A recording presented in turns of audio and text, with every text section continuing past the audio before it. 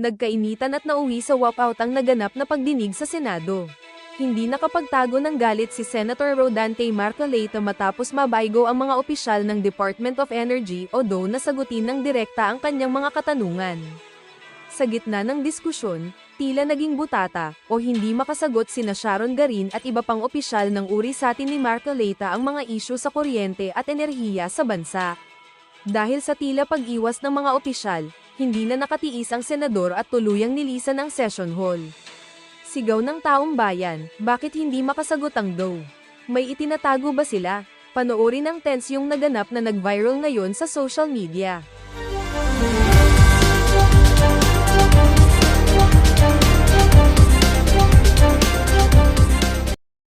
Ang 110 na per liter? Kinuha nyo ba yung mga dokumento sa kanila na bumili na ba on the replacement cost ang basis? Paano po nangyari yun? Inventaryo po ang pinag-uusapan natin.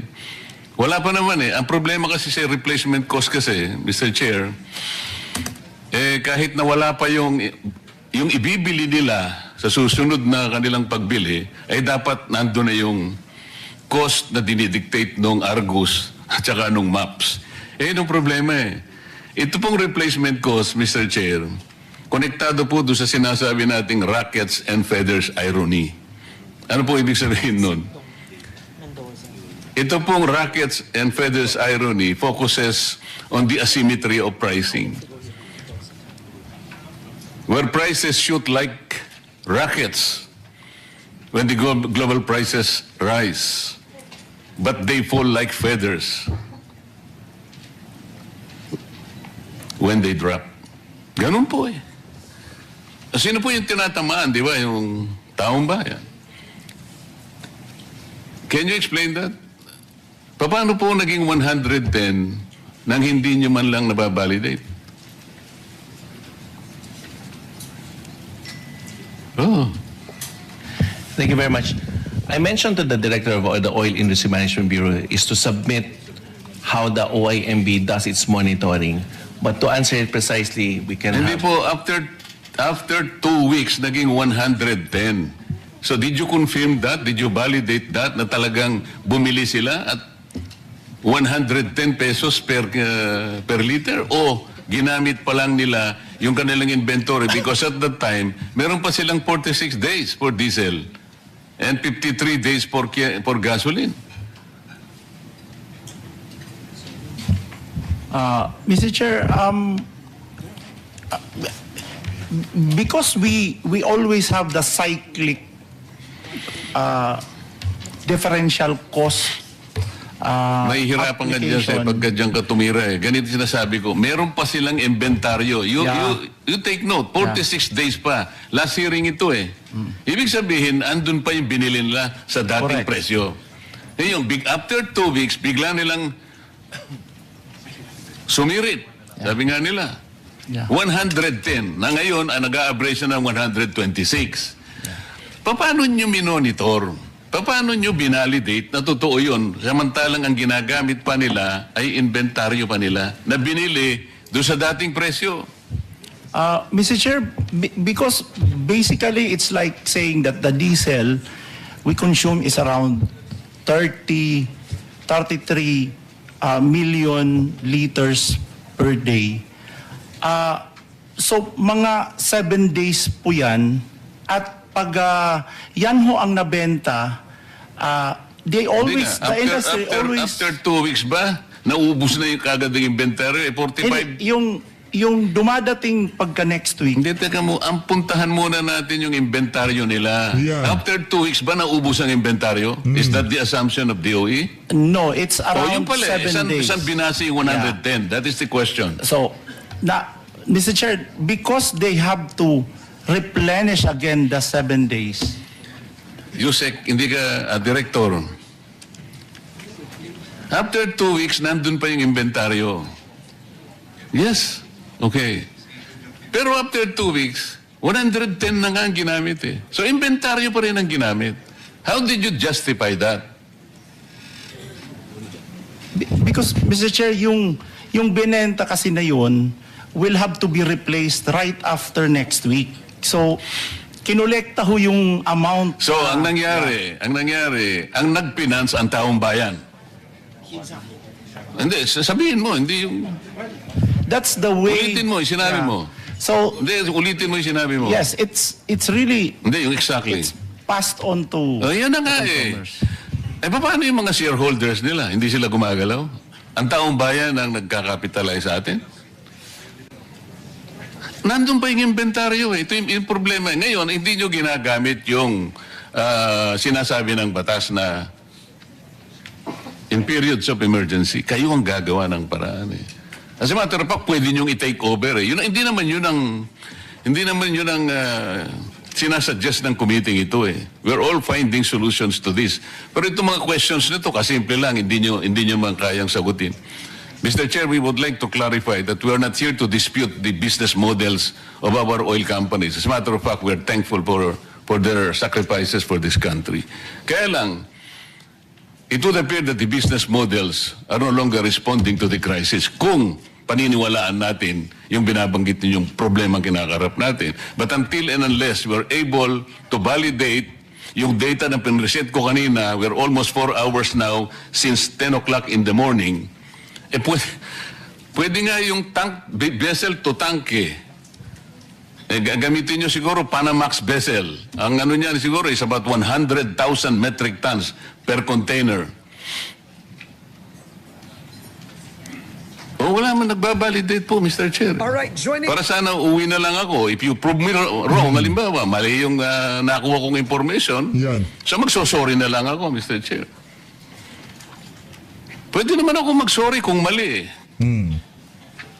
Hindi, nahabulin ko na lang yung tao ko, yung kaibigan ko na nagsabi sa akin ng gano'n.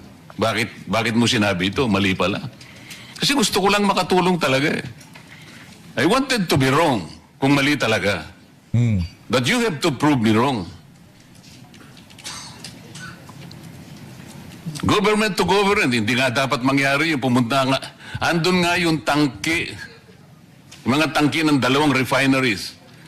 Rotterdam Refineries produces, I think, 1.2 billion barrels, per day.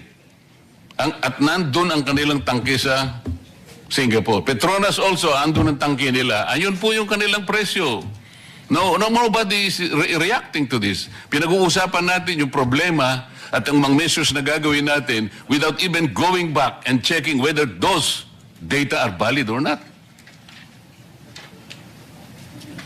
So, paano yung replacement cost? Nako. I already told you, kung papayagan natin yun, after 3 weeks, or after 2 weeks, 3 billion pesos per day.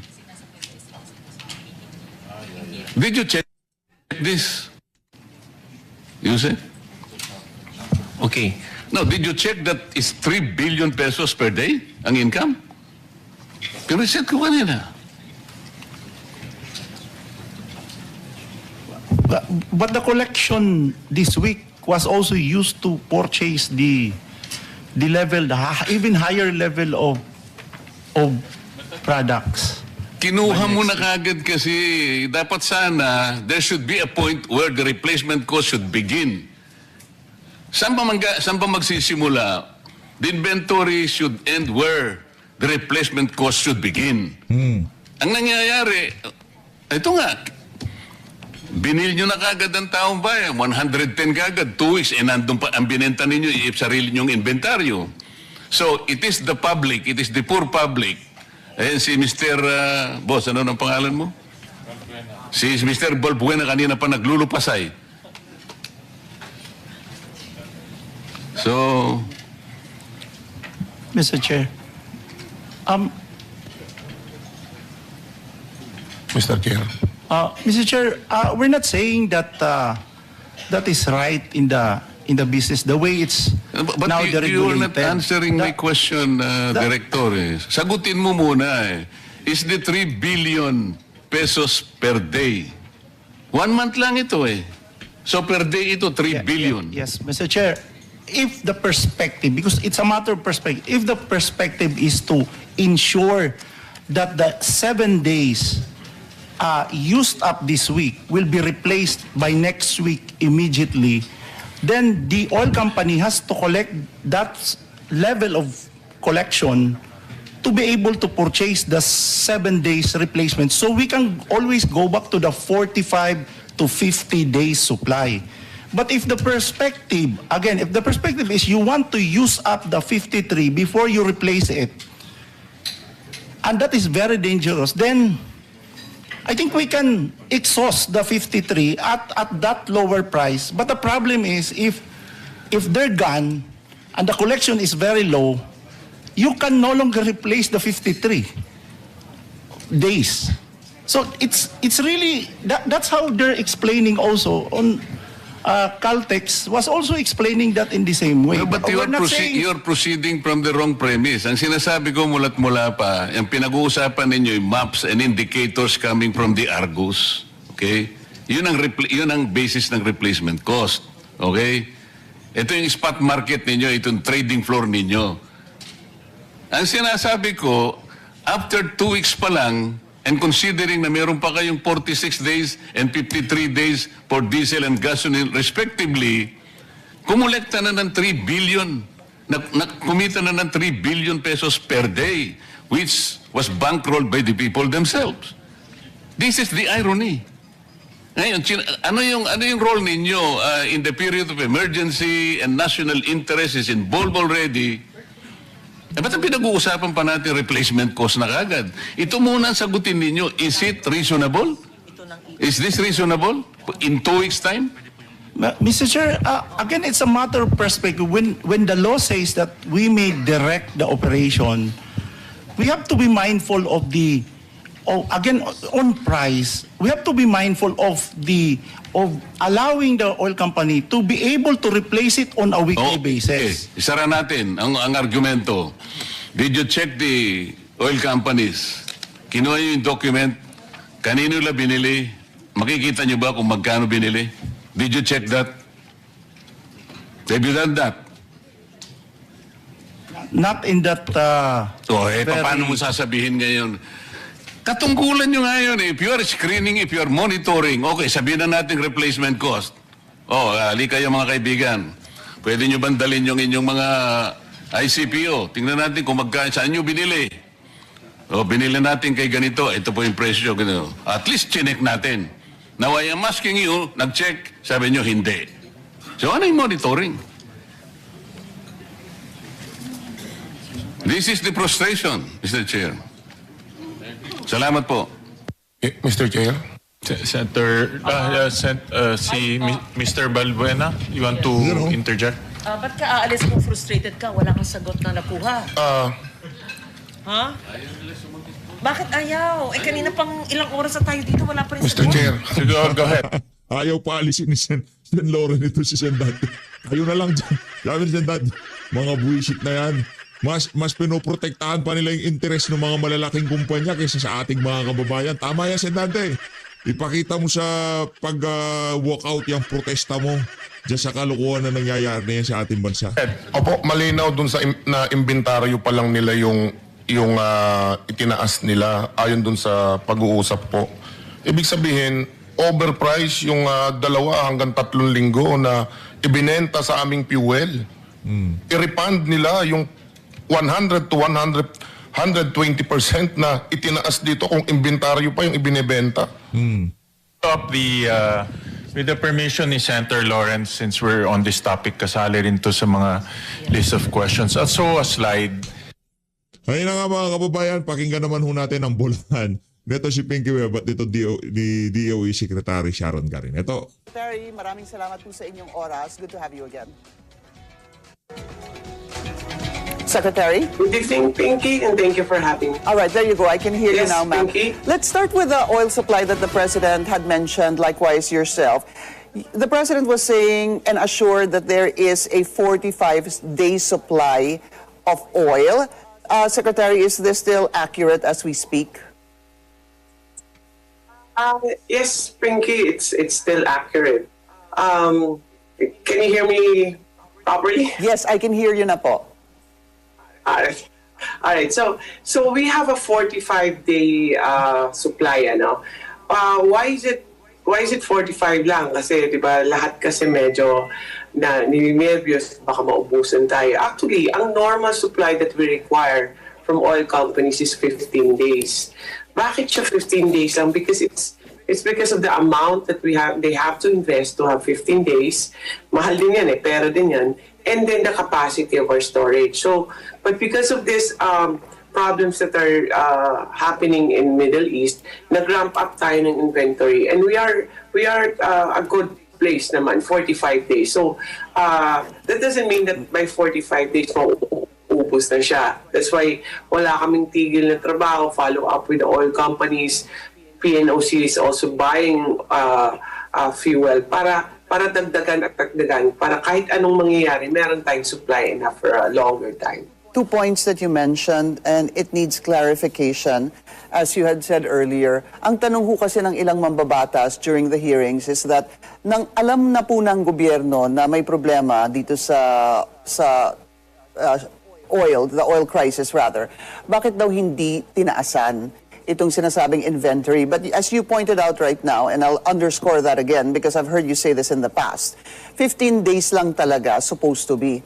Kaya pero ito ay naiakyat even ng times 3 to about 45 or 50 days. So with that kind of siguro value na times 3 na po itong sinasabing standard inventory, does it mean makakahinga na po tayo ng maluwag dahil naitaas na po yung inventory part nitong mga oil, itong mga, petroleum products? Let's just say like this na lang, Pinky, it's 45 days, kasi yung 45 days, but you order kasi, normally they order like twice a month. Mali ang sagot mo, Sharon Garing.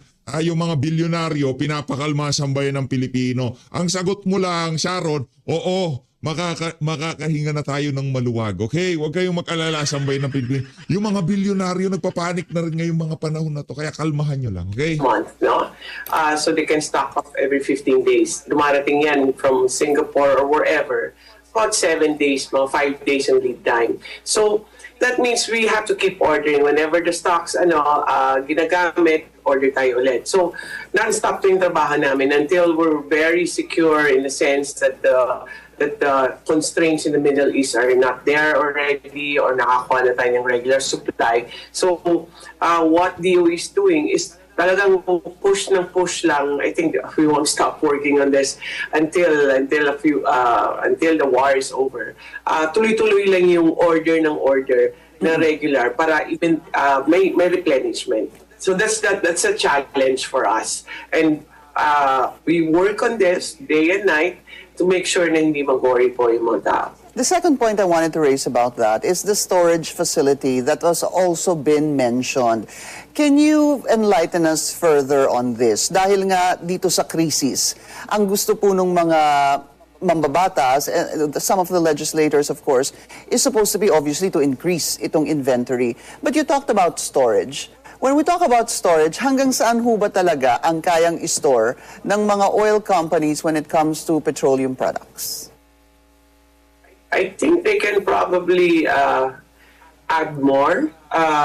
Meron pa tayo siguro mga space dyan for extra, no? Pero mahal lang talaga, Pinky. So ang deal ngayon is whatever the government buys, we use their storage. So they're trying to ramp up also. Isang idea yan, but it will cost government money. It will add also to the cost ng pump price. So, but a temporary relief for now is that use the storage facilities of our oil companies. I think kung kakayanin, maybe we can put up about 60 days siguro, Pinky. Kakaya po hanggang 60 days? I think so. Right now, medyo mataas na siya, 45 na medyo napupuno na sila. But we're trying to maximize that. But it's also costing money to our government, Pinky, because a 5-day supply, if we buy for the whole country, mga din yan, mga higit sa 10 billion pesos din yan. I think there's going to be already funds for this, yung 20 billion, but I'm gonna get to that later again. So yung pinag-usapan po natin na 45 days that you were saying, and the President as well, that we have enough for the next 45 days. We had a chart a while ago, and I want to put that up on the screen para lang po for clarification at maintindihan po natin. Pag sinabi pong merong assurance of 45-day of supply of oil, there we have it. But this chart is what I saw from the DOE, I believe March 20, ma'am. I'm not sure if you can see it. Pero ibig sabihin, I can see. dun sa 45 days, tama ho ba? Sa gasolina, meron tayong 53 days supply. Sa diesel, meron tayong 45 days. Sa kerosene, may 97 days. Tama ho ba yan? Yes, ma'am. Yes, ma'am. That's how do we calculate the number of days based on our behavior din, historical data din, kung magkano yung normal demand ng mga tao. I see. Okay. In other words, the 45 days is an average. Yung 45 days, that covers everything. Jet fuel, LPG, diesel, gas, etc. Apa. So that's how it is. So yung demand, for example, kung ilang litro meron tayo, we divide it by the consumption ng mga tao on the normal days, then it becomes 45 days yung diesel natin. I just wanted to add, Pinky, na we can actually extend those 45 days if we just matipid lang tayo sa pagkonsumo. Yan kasi yung 45 days na average. Kung magtipid tayo, hahaba pa yung 45 days na yun. The President said, and my instruction to them is, do not stop. Continue looking for additional supply because we do not know how long the situation will last. Again, I'll go back to some of the points raised by the senators. Ang sabi nila, okay, fine, we have 45 days of supply, but what is the assurance that makakabili pa tayo after those 45 days? Kindly respond to that, Secretary. That was our worry at the start, Pinky, and also that's why we worked with the oil companies, checking on their orders, and then checking kung may problems ba, or are the standing, or have it been canceled, mga ganun, ano. So that's why we met with all the ambassadors, all our embassies also went out of their way to check with the suppliers of our companies. And our major suppliers, Pinky, are South Korea, China, Singapore we also get kasi trader sila. There's also Thailand. And all of them naman, we have been assured that if we are regular customers, or these are not new contracts that we are trying to get, then they will honor pa naman. And so far, i-honor nila. So we've been assured by the countries also na tutuloy pa rin naman ang mga contracts nila. And whenever we have a problem encountered, as they have instructed us, yung mga embassies, and in fact, I even called their own Secretary of the Department of Energy in their countries, na we report kung mayroong mga suppliers from their countries that refuse to deliver. So we have assurance from the other countries, Pinky. A bit of good news, of course, as we reported a while ago, ma'am, meron pong Russian crude oil na dumating po sa bansa, 700,000 barrels po ito of crude oil that arrived in the Philippines. But this was an order by Petron, would that be correct, ma'am? Yes, this was an order of one of our oil companies, private to the transaction. Petron is the only refinery that we have. What does it mean? That it doesn't get the finished products already. Yung finished products yan, yung mga petroleum tuloy, yung mga gas, kerosene, diesel. Sila po, bumibili sila crude oil, raw material muna, tapos it will go through a process and they produce all this finished products. So it's only Petron that can do that here in the country. They provide about 30% of our supply. Kumuha sila ng 700,000, no? I think that was pero dalawang beses yan, Pinky. So 2 batches ito? 2 batches yan.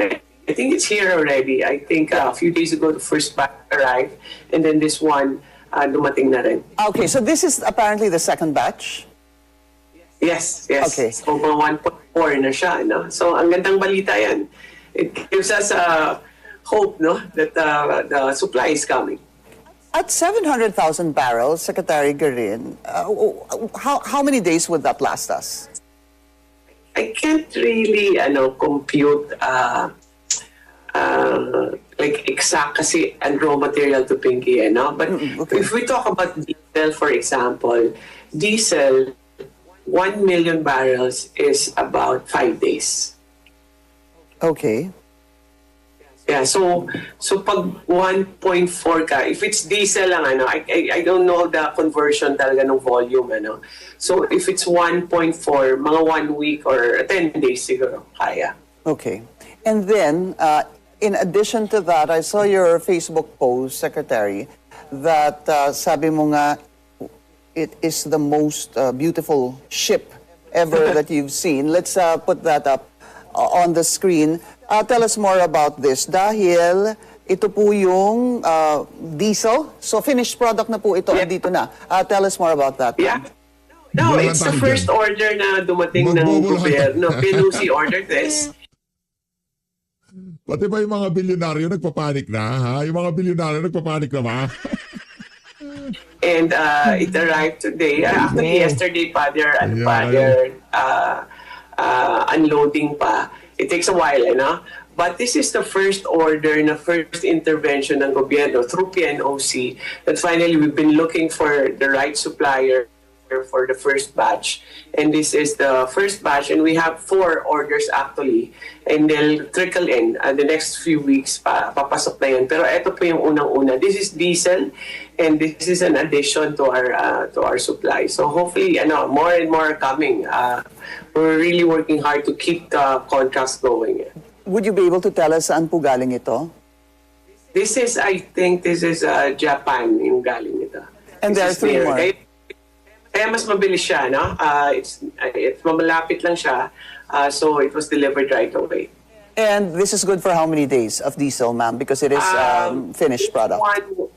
This one will be about, kung total lang because we have many vessels naman coming in na from the private companies kasi marami din ang report ng BOC. There has been an uptake on the deliveries of fuel. Pero on this part lang, if you're talking about this is about 2 days lang, Pinky. 2 days. Ito pong shipment na to. All right. We'll be taking a very short break. We'll continue our discussion. Garin, Secretary, any other efforts underway to secure more sources of oil for the country? We're ordering 1 million. We've ordered 1 million barrels already, and then the target is to reach 2 million barrels, Pinky. So ongoing yan yung procurement, tuloy-tuloy lang. Hindi naman pwedeng isahan lang, kasi we have limited storage also. So tuloy-tuloy lang yung supply na yan. And then we keep on keep contacting also. We have touch base with other countries that are not the usual suppliers. Kasi yun yung ginagawa namin. We're trying to diversify. Learning from this war. Dapat talaga we're not dependent on one country only. Kaya ginagawa namin as far as America, South, North America, including Russia actually, we're exploring possible supply from there. Kaya habang nagtatrabaho yung mga oil companies natin, ang PNOC po naghahanap din ng mga iba pa alternative suppliers just in case there's more escalation or stays pa for a long time yung gera sa Middle East. So that's on part of the supply, Pinky. Would you say, Secretary, that the government or the PNOC in particular, is it's been a challenge, rather, for the PNOC to get supplies? The problem is not if there's available fuel, Ang problem talaga na na-encounter noon, the first met the oil companies, ang problem is the price. Just increasing per barrel, and also the insurance, the premium, transportation, umaakyat. So the hesitancy was on the price. Mm-hmm. But if you buy at whatever price, kung ano man yung price na offer, there's enough. We can find the suppliers from that. I see. Basically- kaya presyo talaga yung issue dito. Opo, kung immaterial po yung presyo, you're saying wala naman magiging problema. Correct. And that's the basic or the most important thing, Pinky, di ba? We need to have fuel in this country. Price is the next